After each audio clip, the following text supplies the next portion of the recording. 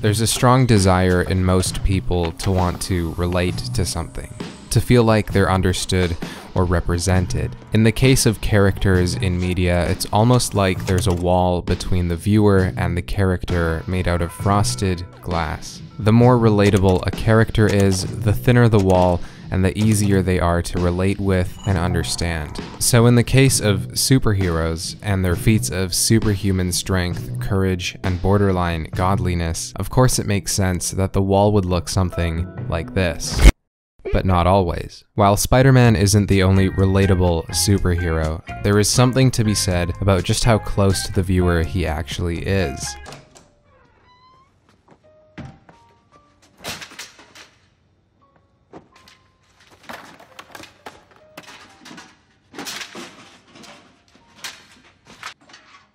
It's this relatability that has made him easier to understand, and it's an understanding that has kept him culturally relevant for 50 years and given way to countless comic books, games, animated shows, and movies.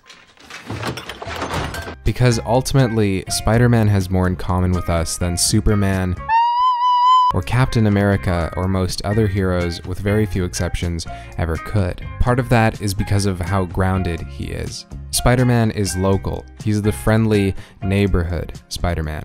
Spider-Man isn't above stopping small-scale crime. He's also not above helping someone carry the groceries or giving directions. To him, it's just a part of the job. It's when Spider-Man takes these problems that affect us on a personal level and not only solves them but shares them with us that makes his character hit so close to home. Spider-Man isn't immune from having money problems or having to worry about getting into an accident or about school, work, relationships, or endangering his friends and family. He's not above having to balance life as Peter Parker and life as Spider-Man.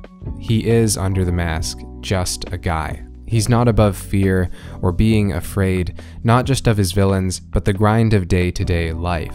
The emotion of fear is one that's so often thrown to the corner in pieces of superhero fiction. Seeing Spider-Man struggle with fear makes us empathize with him and lets us see ourselves in him.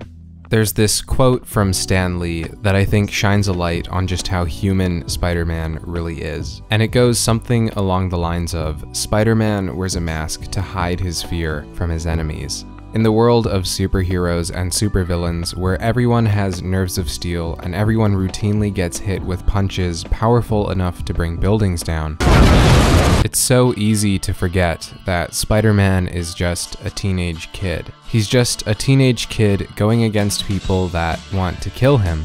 His sense of humor and cheekiness is a coping mechanism. Spider-Man is afraid of dying, he's afraid of getting hurt, he's afraid of hurting those around him. He's so afraid he goes as far as choosing not to kill his villains. Even in the goodness of choosing to be merciful, I think for Spider-Man there's a certain fear in mercy. There's a certain fear about choosing to make a decision that's so definite and irreversible as bringing someone death.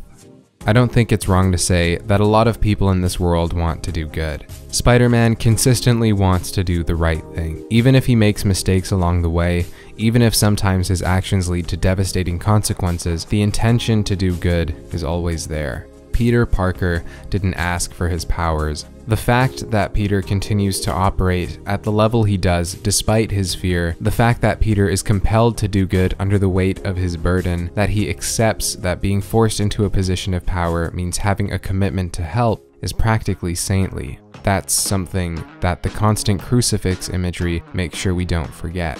What Spider-Man does is break down the wall of frosted glass between viewer and character. It's not hard to imagine leaving a theater having watched a Spider-Man movie feeling inspired to want to do good because we feel like we've just seen our neighbor do all those things Spider-Man did. After all, he is the friendly neighborhood Spider-Man.